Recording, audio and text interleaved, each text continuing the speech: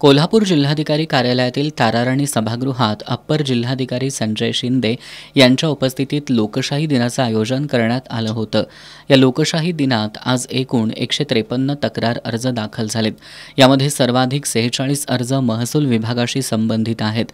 अन्य अर्जांमध्ये कोल्हापूर महानगरपालिकेशी संबंधित 17, जिल्हा परिषदेशी संबंधित 32, सहकार विभागाशी संबंधित 10, पोलीस विभागाशी संबंधित 10, भूमी अभिलेख विभागाशी संबंधित 13 तर इतर विभागांशी संबंधित 25 अर्जांचा समावेश आहे।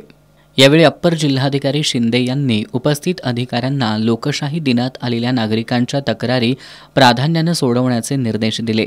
याप्रसंगी निवासी उपजिल्हाधिकारी संजय तेली, उपजिल्हाधिकारी मुद्रांक बाबासाहेब वाघमोडे, जिल्हा अधीक्षक भूमी अभिलेख शिवाजीराव भोसले, तहसीलदार करमणूक तेजस्विनी पाटील, नितीन धापसे यांच्यासह सर्व विभागांचे प्रमुख आणि अर्जदार उपस्थित होते।